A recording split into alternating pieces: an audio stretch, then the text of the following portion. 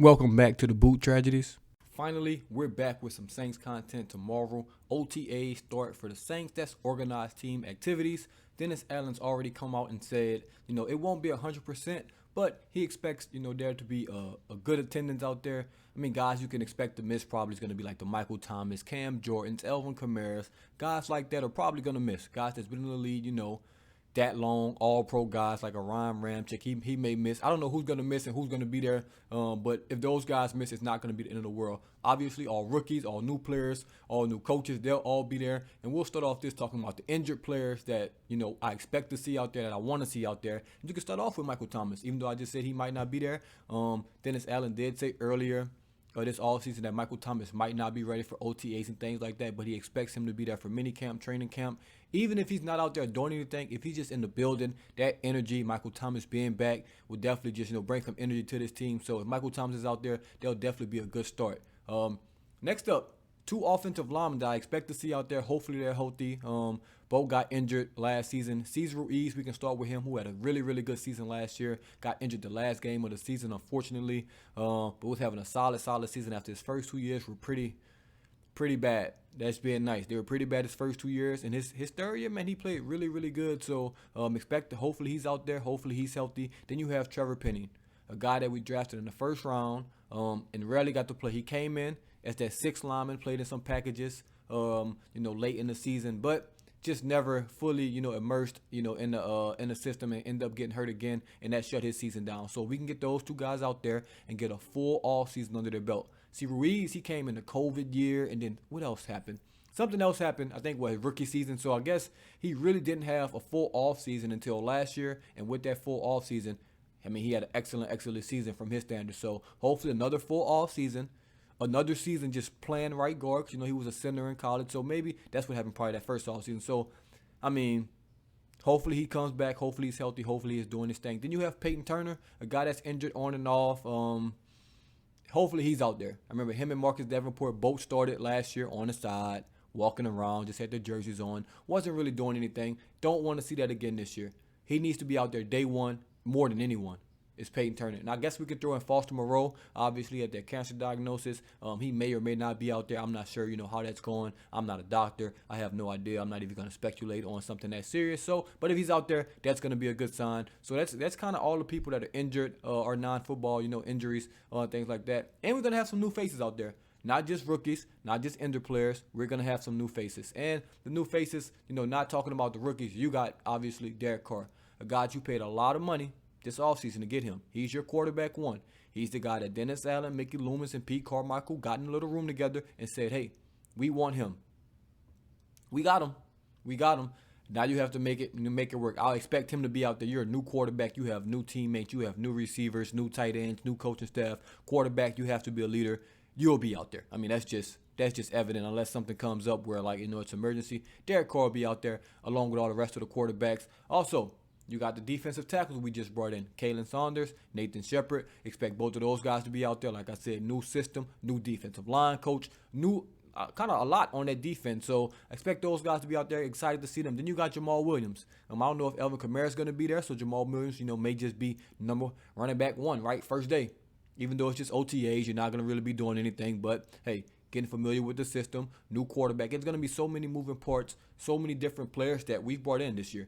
I think this is the most roster turnover the Saints have had in a long time. Maybe it's just Dennis Allen getting in all the guys he wants, getting rid of some of those Sean Payton guys from that era. But this is a lot of roster turnover when you just, talk about the free agents we've gotten the last 2 seasons, the new coaching staff we've gotten this season, and the draft picks. It's got a lot of roster turnover in the last 2 years. And that's, something you really didn't expect with the Saints. You see Sean Payton kept the same receivers, same guys, year in and year out. This is a lot of roster turnover for the Saints, so I expect a big turnout. Also, you got Lonnie Johnston, new face out there, cornerback. And it's much more new faces. Those are some guys I just wanted to highlight. Expect to see those guys out there competing, getting better. Obviously, Derek Carr got to come in and be a leader. But I do think that'll be good to see. Now, the coaching staff, I did mention them. Hey, they have to be better this season. From Dennis Allen, we got new DC and Joe Woods, even though basically Dennis Allen is going to be the DC. But Joe Woods, Pete Carmichael, you probably get your own little segment here. The coaching staff has to be better this year, man. So from day one, like I said, it's a lot of new faces, a lot of young guys that we need to be better. Even ones that played last year, including the rookies this year, a lot of young guys that we need to play better, that we're going to need to be on it. So looking forward to this coaching staff, how quickly they can get these guys up to speed. But I'm super excited for it, man. Them coaches have to get it done. Pete Carmichael, sir, we went out. We got Derek Carr. Offensive line should be healthy. You got Trevor Penning. Andres Pete should be healthy. I forgot that, add him in the injured players, but Andres Pete obviously was injured last year. He'll be back. You got Eric McCoy, who was injured at some point last year. Hopefully he's healthy out there day one. You have guys, Cesar Ruiz, who I already mentioned. You got Ryan Ramczyk, who may or may not be there. I don't know. We'll see tomorrow. These guys are there. They're healthy right now. You have a good offensive line. You have 4 good backup offensive linemen with the rookie Seldaveri. You have Kevin Throckmorton. You got Landon Young. You got James Hurst. You have a good offensive line, Pete Carmichael. Running backs, Jamal Williams, Elvin Kamara, Kendre Miller, rookie, who I'm expecting to see out there. I think he's still hurt, so we may not get to see him do anything in this OTAs, like I said. So he's not really missing anything. He can still get mental reps. Then a receiving core, which we'll touch on a little later too. You got everything. Michael Thomas, hopefully he's healthy. That'll help you out. You got an upgraded tight end room. You still got Taysom. This is going to be your second year calling the plays, with this team, with this system. Dude, we got to show up. And obviously we won't get any of, signs of how well he's doing or, what he's going to look like this year in OTAs. But Pete Carmichael has to be better. He has to be better. He has about 4 to 5 weeks before that clock is really, really ticking, and they may have to get rid of him midseason if it's going bad. Now, if it's going great, hey, I'll be the first one to give him his congratulations. You know me. I'm on here and say fire him one day and congratulate the next day. It doesn't matter to me. I'm just going to tell it like I see it, and he has to step up. He has to be. He's one of the most important people returning is Pete Carmichael, and we need him to step up. Now, I do want to jump into some position battles. Won't go into too much detail on these just because it's early. Very, very early. We don't know what's going to happen, who's going to come out on that first depth chart whenever that comes out a ways from now. But it's going to be some competition. It's going to be some competition. The good thing is we can start with that cornerback position. Marshawn Lattimore is your cornerback one. He's a vet. He might not even be there tomorrow. Even if he's there, he's not going to really do much. So you have 2 guys battling it out for one cornerback position. Well, not really one, but that cornerback number 2 spot. You have Paulson Adebo. You have Alontae Taylor. In my opinion, off of last year, Alontae Taylor should have won that job. He won it fair and square, in my opinion. I think we all sold our own eyes, but Dennis Allen went with a guy he know, a guy that's been in the system longer, and put him out there when they both were healthy. But that's going to be a really, really good battle. So if Marshawn Lattimore is just missing reps, he's not there, those guys are going to be your cornerback 1 and cornerback 2 to start it off. It's time to compete in May. Not in August, not in September when the season starts. Oh, I want to turn it up now because I'm not starting this. The first day, those guys need to be out there competing for that number 2 corner spot. That number 2 corner spot is very, very important. And I'm happy that we have 2 guys that are competing for it. I don't care who wins it. Alontae Taylor can win it. Paulson Adebo can win it. Whoever wins it, that means that other guy's going to be even hungrier.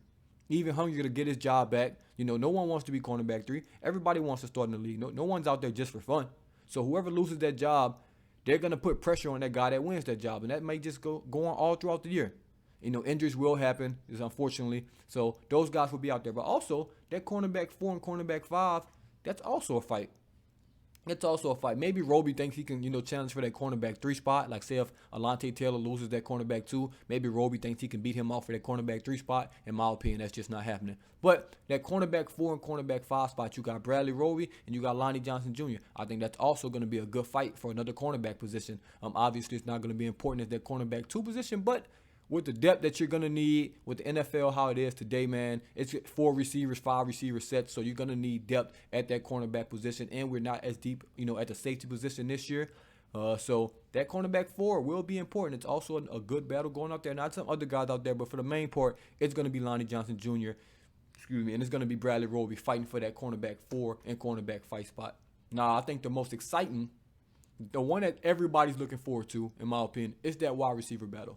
We have 3 locks on the team. 3 locks. You can say it with me. We all know who they are. Michael Thomas, absolutely a lock. Chris Olave, absolutely a lock. Rashid Shaheed, absolutely a lock. Those 3 guys are going to be locks. Absolutely locks for Saints not OTAs for the season. Now, cornerback 4, cornerback 5, wide receiver 4, wide receiver 5, wide receiver 6. Who knows what's going to happen, man? It's going to be tough. It's going to be tough. I don't know how many receivers we're going to carry this season, but you have a A ton of guys. You have a ton of guys from Brian Edwards, who we just signed. He's a new face out there, so can't wait to get the first look at him. Then you got some guys that been in the locker room for a couple years. You got Kirk Merritt, who's been out there. You got Keith Kirkwood, who's been out there. Both of those guys haven't produced at the receiver position. They both, I think Merritt last year was really, really good in OTAs and mini camps. Didn't really show anything in the season. Didn't really get the opportunity as well. But then you got Keith Kirkwood. You got Traquan Smith. Those guys have been there. So I'm assuming those guys are going to have the upper hand in the playbook. Those guys will be up to speed more. So that's going to be to their advantage. But it's new faces. None of those guys have really produced at the level that the Saints have needed them. So that's going to be their disadvantage. And the new guys like Brian Edwards, James Washington. Then you got your rookies, Shaq Davis, obviously A.T. Perry, and you got Malik Flowers. It's going to be competition at that receiver position throughout the entire summer, throughout the entire fall. When the season starts for day one, you you have to be on your shit as a receiver, or you will get your spot took quick. It's three guys, I say: Rashid Shaheed, Michael Thomas, Chris Olave. They need to still be on it too. They need to still be on it, because Olave and Rashid, y'all, and not really Rashid, but Olave, you got a lot of targets because MT was out. Hey, you need to step up. MT's back, but I still need you to be wide receiver one. You still need to make that jump. I'm going to make a video on the sophomore guys anyway, so that'll probably drop sometime anyway. But he needs to make another jump. He had some flashes last year. He had some drops. He wasn't a receiver one, but he was a really, really good rookie, a damn good rookie. He still needs to make that jump. A lot of guys on our team have solid rookie seasons, and they had that sophomore slump. I'm tired of the sophomore slump. Somebody needs to make that damn sophomore jump. Forget the slump. We need to jump. We need to jump sophomore season. So Rashid Shaheed, Chris Olave, I don't want to see the sophomore slump, man. I want to see the sophomore jump. We need that from those guys. But that receiver, man, you got, like I said, Shaq Davis, Malik Flowers, A.T. Perry. That's just the rookies on top of Traquan Smith, James Washington. I'm super, super excited to see what those guys do. Obviously, a lot can't really happen. You're not hitting. You're not tackling. It's just OTAs. You got a helmet and a jersey on. But, hey, man, every rep's going to count. Every rep's going to count. I know A.T. Perry's going to have a drop counter on him just because that was one of the things coming out. He really, not to say he couldn't catch the ball, but drops were a problem for him. I think he led the NCAA in drops or the ACC, something I was reading. So they'll definitely, have that on them. But, man, super, super excited. Another position battle that may not be a position battle, but it may be. Who knows? Who knows how the Saints are going to play this? But that's that left tackle position. I mean, maybe it's not all, sunshines and dandies and lilies and stuff for Trevor Penning. Because James Hurst played it all last season. He was okay. He wasn't bad. I mean, he wasn't all pro good, but he wasn't bad. It wasn't like a big hole in the team. Like, man, we need a new left tackle. It wasn't like that bad from James Hurst. So Trevor Penning has to be healthy from day one. Have to be healthy. You didn't do anything rookie season. You can't come in here and do the same thing again. Your sophomore season. Not saying it was his fault. When he was out there, he was productive in some run plays. Looked good sometimes. But you have to be prepared. You have to be healthy. You have to be ready to compete for your job. I know you was a first-round pick, but guess what? Once you're picked, once you're on the team, no one cares anymore. Everybody's the same. Everybody's equal. Not really, but you know what I mean. So you have to earn your spot. Hopefully he comes in with that same attitude, that same drive, that same tenacity that he was having, before he got injured when we drafted him. And I would like this position, but I need James Hurst to put that pressure on him. Don't just give him the job. Pretend you want it. Not pretend, because I'm sure you do want it. But, hey, act like you want it. Put that pressure on him from day one. Obviously, help the young kid out. That's part of your job as a vet in this league. Help the young kid out. But you should be trying to win that job as well. And that's everybody that's a backup. Jameis Winston should be trying to beat out Derek Carr for the quarterback position. That's not going to happen, obviously, just because you don't pay a guy $150 million to come be the backup. But you should still be preparing like you want to be a starter in this NFL. I think that left tackle position is going to be, up for grabs. Who knows? Then you have defensive end. Defensive end. Obviously, you got two defensive ends. Cam Jordan, he's a lock. Cam Jordan, All-Pro, Hall of Fame. They're talking about extensions with him. He's going to be the one starting defensive end. Now, on the other side, who the hell knows? It was Marcus Davenport. It was Peyton Turner. It was Carl Granderson. It was Tano. Who knows what we're going to do at the other defensive end position on that right side? But we have some guys. Obviously, Peyton Turner I mentioned already. I don't think he's in a driver's seat for it. But, man, a former first-round pick, they want him to succeed. Like, let me let you know this right now. If the Saints could pick somebody to start at that end position and have a good season, they would pick Peyton Turner. I promise you, if they can pick anyone. They won't say it out loud, but you want your first round pick to succeed. You don't want that guy to be a bust. That's too much invested in one guy for them not to turn out well. So if Peyton Turner can deliver and be that guy, trust me, the Saints will love it. I will love it. Everybody will love it. I don't know if he's ever going to be that guy, but we'll see. But he's going to be one of those guys competing for that defensive end position. Then you have Carl Granderson, who had a really, really good season last year, in my opinion. That Browns game, I think I did a video on him. If you haven't seen that video, go watch that Browns breakdown, man. We played Nasty Man Watson in the Cleveland Browns. Go watch that, please. He was all over the place. He was the only one, not the only one, but he was making plays. He basically won that game for the Saints. He was super, super excellent in that game. I think he's going to start off in the driver's seat for that. But you still have other guys. You have Tano. He's been there. Hey, he's just been around. I don't think he's in the driver's seat for it, but he's going to be in position to try to win a job. I think it's open. Then you have the rookie, Isaiah Foskey. He's also going to be competing for that job. So you have 4 defensive ends and 1 starting spot. Now, all of those guys are going to play, obviously. We have more defensive ends on the roster, more pass rushers on the roster, but I think those 4 guys are going to be the ones competing to be that, that starter on the opposite side. Who knows who will get it? My hope is Peyton Turner gets it. I mean, may the best man win. I really don't care who gets it. May the best man win. But for the Saints' sake, for us spending a first-round pick on Peyton Turner's sake, if he wins it, that'll be great. And that means, he shows something because Carl Granderson is no slouch. You're going to have to win that position. You're not just going to win it by default because everybody sucks. Foskey's really, really good off the edge. If he wins it, trust me, I won't be mad either. I won't be mad if we got a rookie athletic guy out there as well. That would not, hey, I'll take it. But I think it's going to be a good position battle. 4 guys. You're going to got to be out there. Can't be hurt. You got to be getting those reps in. Can't wait to see that. Defensive tackle position. I think we're going to have a couple position battles there. It's 3 guys. You got Saunders. You got Shepard. And then you got the first-round pick, Brian Brissy. It's 3 guys. It's 2 spots. Who's going to win those 2 spots? Good thing for them. I mean, you got Malcolm Roach as well. I don't think he'll be a starter. He'll just be a rotational guy. They'll all play. Defensive tackle, that's some big boys, man. 300-plus pounds. You can't play every snap. So they'll rotate anyway. You'll have guys rotating every other series anyway. But who's going to start? Who's going to get the majority of those snaps? If I had to guess today, I couldn't tell you. Because I really haven't seen Saunders and I really haven't seen Nathan Shepard play. So I don't know how good they're going to be. I watched some film, but you just never know. Saunders was kind of in a backup role behind Chris Jones. Shepard's probably played a little more. But you got Brian Brissy, who's been injured at Clemson. But very, very good, athletic guy. Who knows how that's going to play out, but it's 3 guys fighting for 2 spots. That'll definitely be interesting to see as well. Then you got your special teams. Special teams pretty bad last year. Everybody knows special teams was pretty bad last year. They have to flip the script. They have to be better. So the kicker battle, 3 kickers in the building. Will Lutz, he doesn't like that. He said he doesn't like that. Hey, show me you don't like it. Make all your kicks. It's simple. You make all your kicks, you won't have any kickers in the locker room. But obviously that's not going to be the case. Kickers are going to miss. You got Groovy from Notre Dame. Then you got another kicker, Cordavo or something like that. He's going to be in there. So, hey, you got some competition. May the best man win. I think Will Lutz will win that job. Then you got the punter battle with Headley and Blake Gilligan. I think that's going to be a real battle right there. That's going to come down to the wire maybe. Maybe Gilligan wins it, maybe not. But I think that's going to be a more of a battle than the kicker is going to be the punter.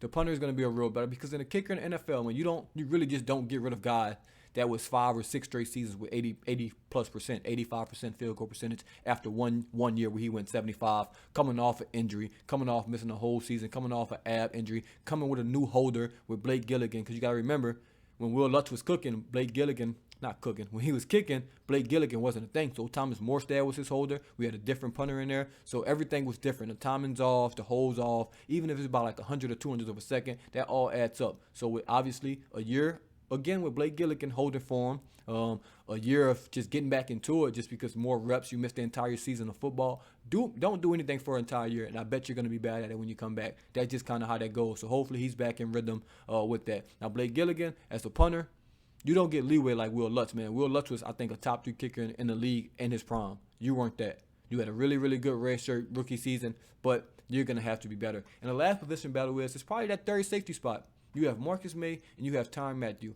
Other than that, I mean, who really do we have back there? Who really do we have?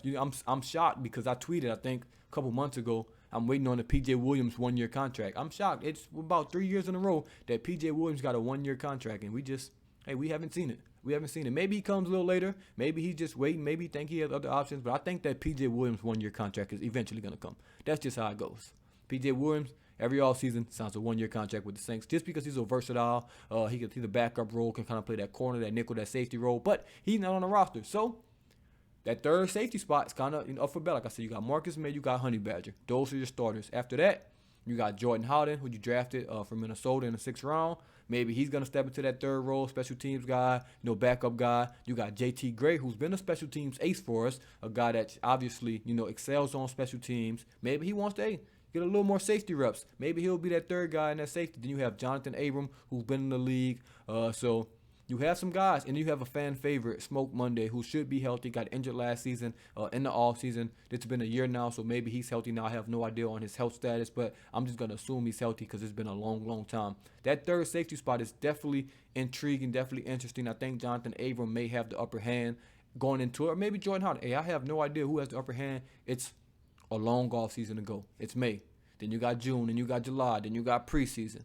So it's as far away as that is, it's not really. You got June, July, August. You got 3 months, man. Then it's time to play some football. It's almost here. It is almost here. Everybody's optimistic right now. Hey, we'll see what happens. But I'm just glad we're getting some type of football, some type of content back. Couldn't wait for this. OTAs do start tomorrow, or if you're watching this already on the 23rd, then it starts today. And if you're watching this after that, it started yesterday, and so on and so forth. But I'm super excited for the Saints, man. Excited for some Saints football, man. Let me know what y'all think about OTAs, what y'all want to see, what y'all don't want to see. Whatever you think, in the comments below. Thank y'all for tuning in once again, man. As always, this is the Boot Tragedies, and I'm out. So one last time, let's make it the greatest